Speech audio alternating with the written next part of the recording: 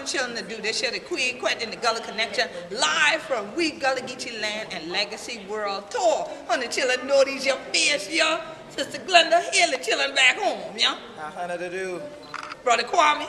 How Hunter do it?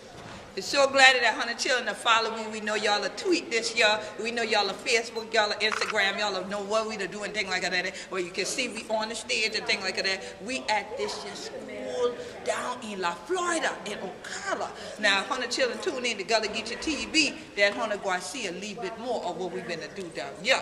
But you know, it's all about Gullah Geechee land and legacy, and you know who we be. We be Gullah Geechee anointed people. This year the Queen Quet head upon the body of the Gullah Geechee nation. So glad that 100 to join we on the tour. And 100 children, you know what it's for. Our Gullah Geechee Land and Legacy Fund. Make sure you make a donation today, y'all.